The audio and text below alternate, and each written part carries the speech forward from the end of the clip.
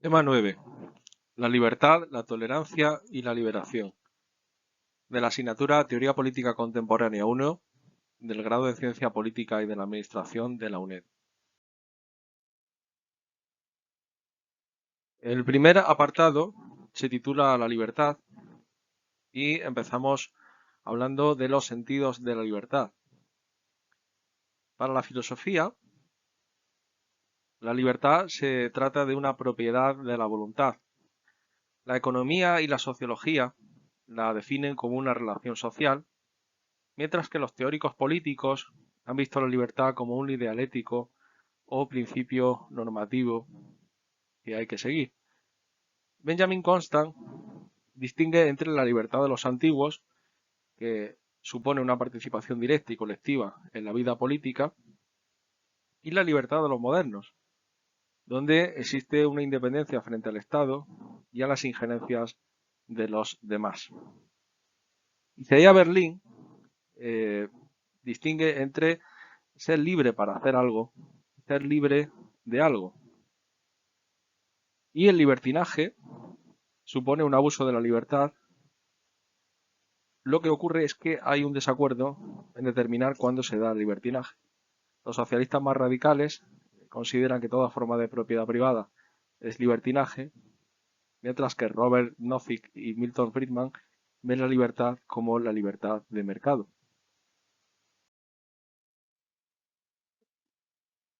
En segundo lugar, nos ocupamos de la libertad negativa, que se puede definir como la ausencia de coacción externa en el curso de la realización de una acción determinada. Hobbes define esta libertad negativa como el silencio de la ley. Isaiah Berlin dice que la libertad negativa es un ámbito dentro del cual un hombre puede actuar sin que los demás lo obstruyan. La libertad negativa tiene implicaciones morales e ideológicas.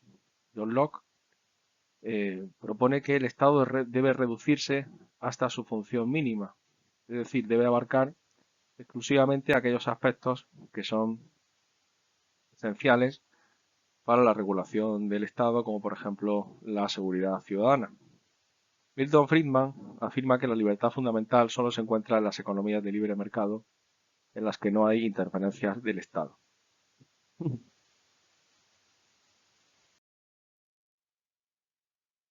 La libertad positiva, por su parte, se define como la capacidad para controlar y determinar el destino de las propias acciones. Isaiah Berlin dice que la libertad positiva consiste en ser el amo de uno mismo, y es equivalente a la democracia. La libertad positiva se relaciona con las ideas de autorrealización y desarrollo personal y se vincula al bienestar y a la intervención del Estado. Para Thomas Green, la libertad no es solo que a uno le dejen en paz, sino tener poder eficaz para actuar hacia las oportunidades que tiene cada ser humano. La nueva derecha dice que esta doctrina arrebata al individuo el control sobre sus propias circunstancias. Y Karl Marx dice que la libertad está vinculada a la autorrealización personal, la cual solo es posible mediante un trabajo no alienado. Este trabajo no alienado solamente puede producirse, según Marx, en una sociedad socialista libre de la economía de mercado. En segundo lugar, nos ocupamos de la tolerancia como ideal ético y principio social. La tolerancia establece un conjunto de reglas acerca de cómo deben interactuar los seres humanos entre sí. A menudo se confunde al término de tolerancia con el de permisividad. Y en lo que prácticamente todos están de acuerdo es en considerar a la tolerancia eh, como un ideal relativo, no como un ideal absoluto. Es decir, como un ideal al que se le deben poner ciertos límites. Cuando hablamos de tolerancia, tenemos que plantearnos la relación que existe entre tolerancia y diferencia. La tolerancia se refiere a una forma particular de inacción basada en un razonamiento moral y en un conjunto de circunstancias. Se ha asociado con la tradición liberal, aunque también encuentra apoyo entre socialistas y algunos conservadores. La intolerancia sería la negativa a aceptar los actos, puntos de vista o creencias de los otros. Sería Berlín dice que los conflictos de valores son intrínsecos a la naturaleza humana, es decir, siempre van a existir conflictos en relación con la consideración de lo que debe ser tolerable o no debe serlo.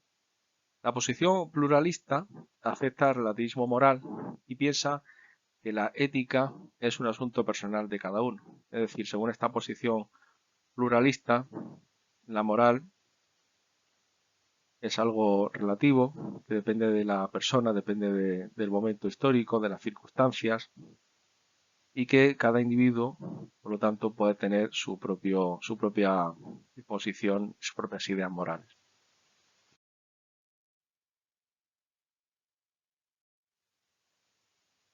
A menudo se ha vinculado el progreso humano y social con la tolerancia. Es decir, se ha considerado que cuando existe tolerancia en un país o en una sociedad determinada, es síntoma inequívoco de que se ha producido un progreso humano, un avance social.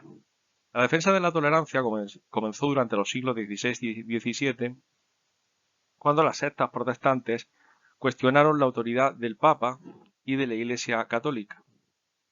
John Locke señala que aunque pudieran conocerse las verdades religiosas, no pueden imponerse sobre quienes no las comparten porque la creencia religiosa es un asunto de fe personal. En los asuntos públicos en los que están en juego los intereses de la sociedad hay una razón más clara para limitar la tolerancia. Es decir, Locke piensa que en ningún caso pueden imponerse restricciones o obligaciones en relación con creencias religiosas y que solamente estas obligaciones pueden imponerse en los asuntos públicos cuando hay intereses públicos en juego. John Stuart Mill ensalza las virtudes de la individualidad e incluso de la excentricidad.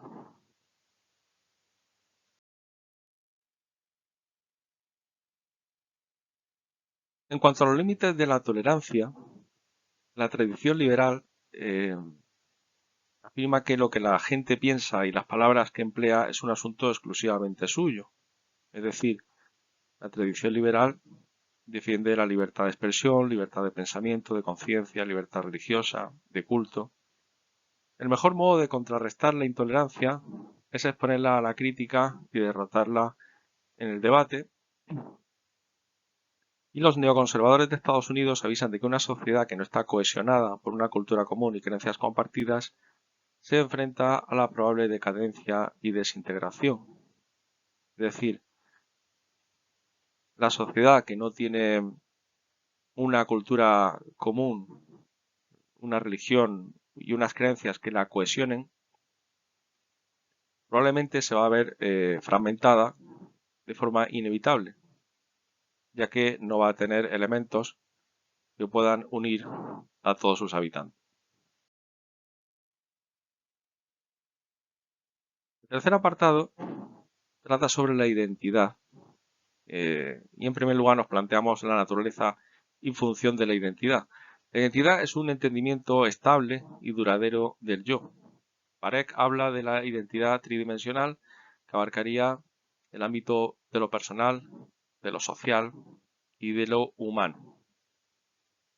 Es decir, hay una identidad personal, hay una identidad social y hay una identidad humana. El pensamiento sobre la identidad ha progresado mucho desde los años 60 gracias al surgimiento de la política de la identidad.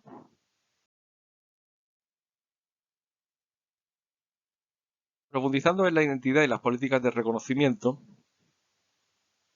tenemos que decir que la política de la identidad se asocia al avance de los grupos marginados, desfavorecidos u oprimidos.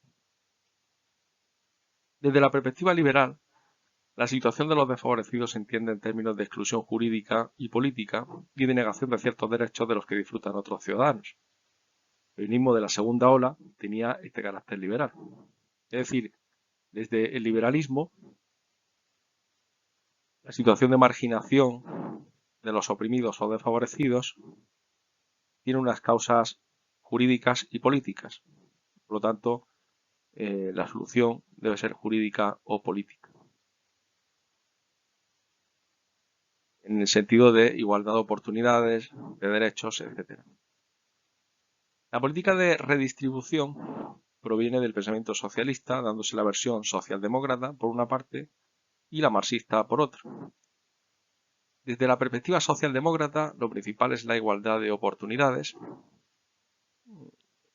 que es un poco lo mismo que de la perspectiva liberal, mientras que en la visión marxista esto solo puede conseguirse mediante la abolición del sistema de clases, es decir, mediante una remodelación completa del sistema económico, mediante la abolición del capitalismo y la instauración de una sociedad socialista sin clases. La política de la identidad surge bajo la influencia del postcolonialismo y el nacionalismo negro a partir del momento de la descolonización de muchos países tras la Segunda Guerra Mundial, situación en la que se van a empezar a plantear y a cuestionar circunstancias que tienen que ver con la identidad de esos países que han estado bajo influencia colonial.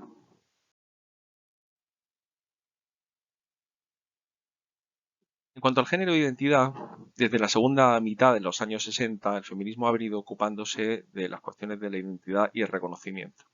Hay una división en el feminismo en el sentido de que unos propugnan la igualdad como objetivo, mientras que otros feministas se centran en el reconocimiento de la diferencia.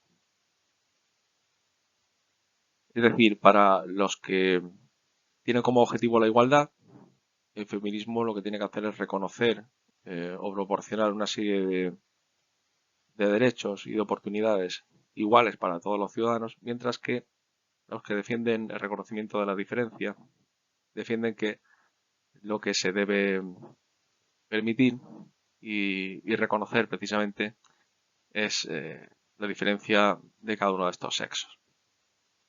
La idea de que el género es una construcción social se concibió como medio de refutar el determinismo biológico y aparece en la obra El segundo sexo de Simone de Beauvoir, donde afirma la autora que la mujer no nace sino que se hace. Con el surgimiento de la tercera ola del feminismo en los años 90, se ha profundizado en el interés en la diferencia antes que en la igualdad.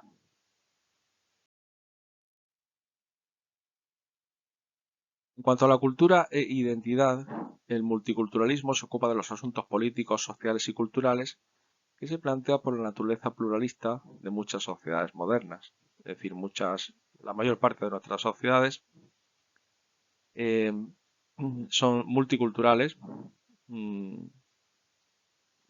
tienen ciudadanos, individuos de muchas partes del mundo y por lo tanto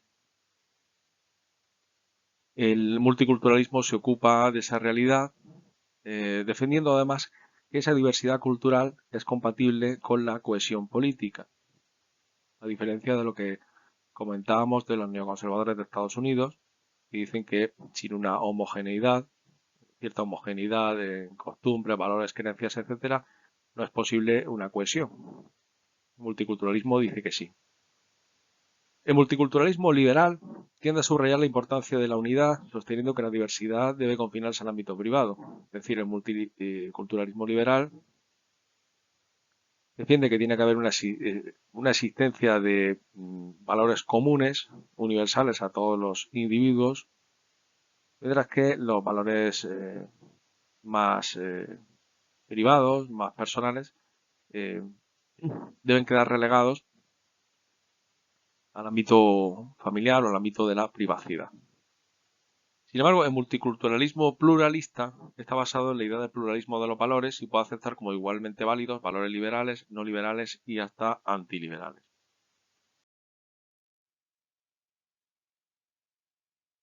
En el 3.5 hablamos de la liberación.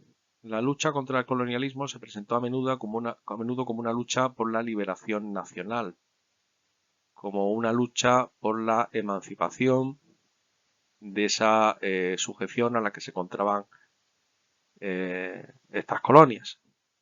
El movimiento feminista renació con el movimiento de liberación de las mujeres y dentro de la liberación también hay que señalar que los curas radicales en América Latina abrazaron la teología de la liberación, teología que supone una fusión entre cristianismo y marxismo y cuya finalidad última no es otra que la destrucción de la Iglesia Católica.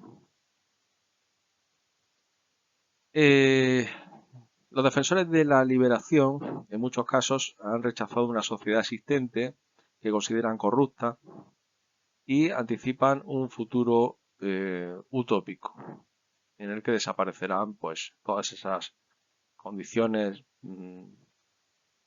negativas.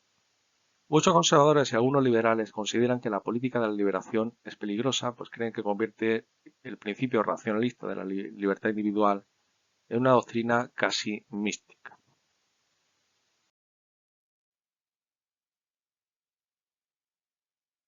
La liberación nacional del 3.6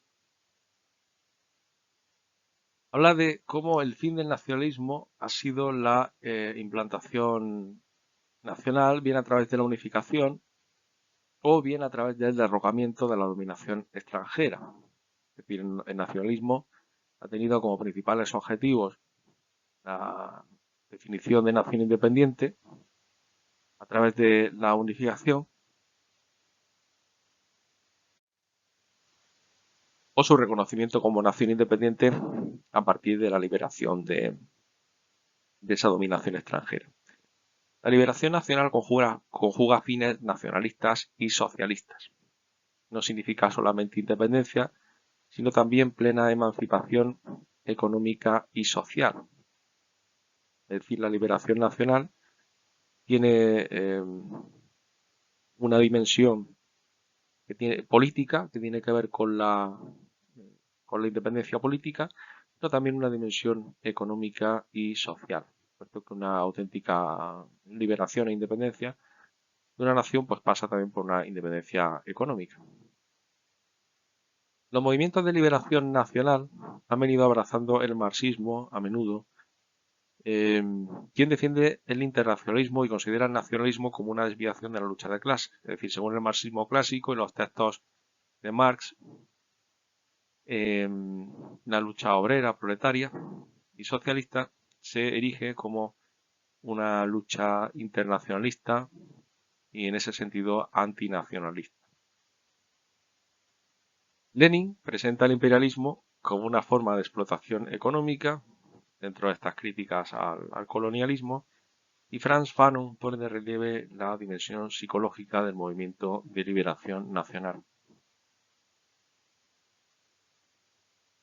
Como una cuestión en la que no solamente intervienen aspectos políticos, económicos y sociales, sino también cuestiones psicológicas que tienen que ver con la situación mental en la que se encuentran esas personas de esas colonias que consiguen esa independencia y en muchos casos tienen que reivindicar, buscar o crear una identidad cultural que cohesione a todos ellos. En el 3.7 nos ocupamos de la liberación sexual, que está relacionada con el movimiento feminista que surgió en el siglo XIX y se ocupó en un primer lugar de los valores liberales, la primera ola. En la década de los 60, como dijimos, surge un sector más radical, conocido como Movimiento de Liberación Femenino, la segunda ola, donde se defiende que las mujeres se enfrentan a un sistema de opresión llamado patriarcado. Es decir, mientras el feminismo liberal de la primera ola simplemente exigía y luchaba por un reconocimiento de la igualdad formal, igualdad ante la ley, igualdad de oportunidades, este feminismo de la segunda ola va a realizar una crítica completa del sistema, por cuanto que estima que el fallo es estructural, ya que todo se sustenta en el patriarcado. Por eso estas feministas radicales exigen la abolición de la familia y una revolución social completa. La idea de la liberación sexual procede de los escritos de Freud, quien decía que el deseo de gratificación sexual es el más poderoso de todos los impulsos humanos. Herbert Marcuse también propone la idea de liberación sexual, basándose en la necesidad de liberar el instinto sexual del capitalismo represivo, que según él eh, anula, digamos, todas las pulsiones que quedan reprimidas precisamente por esa represión del capitalismo.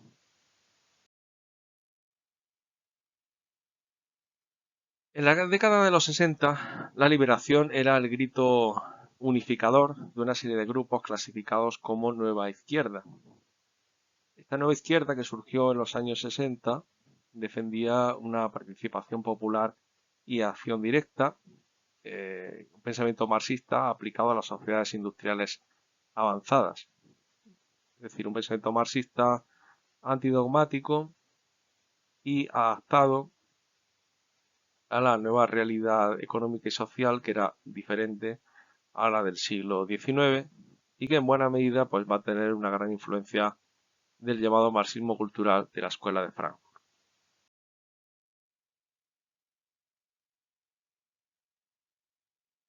Y dentro de precisamente de esta Escuela de Frankfurt, en la que se va a fraguar el marxismo cultural, tenemos dos fases.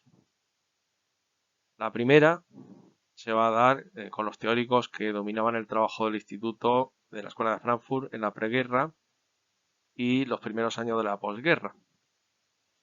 Así, por ejemplo, Horkheimer, quien analiza los mecanismos psíquicos e ideológicos por medio de los cuales las sociedades de clase contienen el conflicto.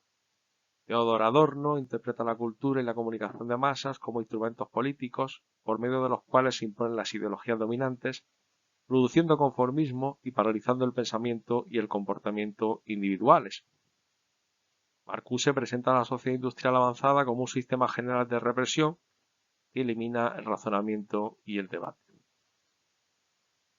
La segunda fase de la Escuela de Frankfurt tenemos a Jürgen Habermas, quien es el principal exponente de esta segunda generación, autor de la teoría de la acción comunicativa, y estos autores de la segunda generación rechazan el estalinismo y el determinismo económico del marxismo clásico y se concentran en el análisis de la ideología más que en la economía. Es decir, un marxismo centrado en la cultura, en las producciones culturales, como defendía Antonio Gramsci. David Cooper cuestiona la enfermedad mental a partir de estas teorías y dice que la familia se encuentra en el centro de este sistema de represión que impone conformidad y obediencia en los niños.